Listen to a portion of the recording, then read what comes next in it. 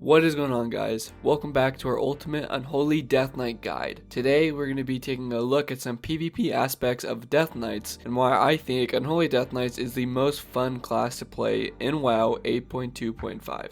Unholy Death Knights haven't always been strong. They actually at one point in time were one of the worst classes in the game, especially Unholy Death Knights. Frost, on the other hand, have kind of been always pretty strong until recently, but Unholy Death Knights definitely made the come up back in Legion, and when they really changed how Unholy Death Knights and just Death Knights in general worked. We're just gonna hop straight into kind of like Death Knights. I didn't explain this in my last part of the guide, so I'm gonna kind of explain to you what everything does. This is gonna be more for the beginner's guide in a sense, but Unholy Death Knight's big thing to pay attention to is Festering Wounds. This little thing plays a big role in how hard you hit on the enemy or how many minions you can summon. When getting into Death Knights, the biggest turnoff for anyone is how large the rotation is and how much you have to pay attention to.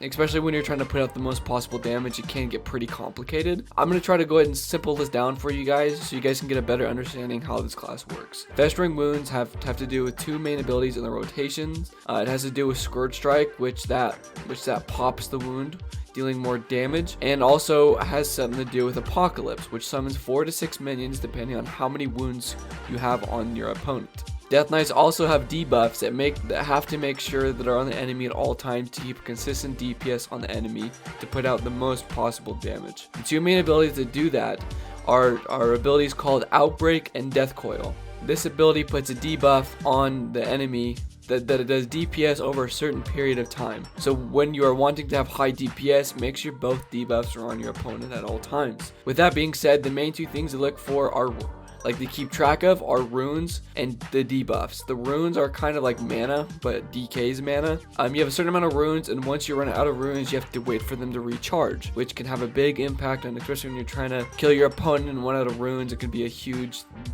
deal breaker for a lot of people to get that final kill. Now that we got understanding, let's take a look at our rotation. That is very simple to follow. That I actually use the both rotation for both PvP and PvE. I usually lead with an Outbreak, which is the first debuff, like we said before. I think it's more important than Death Coil, and just because Outbreak would generate runic power as it does DPS over time, and Death Coil actually costs runic power, so it's a lot easier to keep an Outbreak on there. It only costs 1 rune. Keep that in mind. Try to balance them out. Next, we will build up some wounds by casting Festering Strike. This is crucial to have some Festering Wounds on your opponent at all times.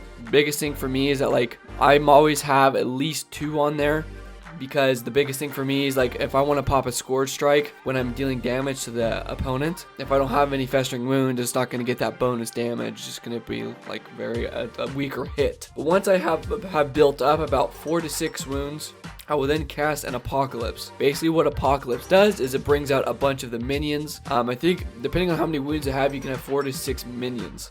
I will then cap it off with some Death Coil, cast a Death Coil on them, because by this time we've built up a lot of runic power, and then we'll finish it off with some Scourge Strikes. You then rinse and repeat when applicable.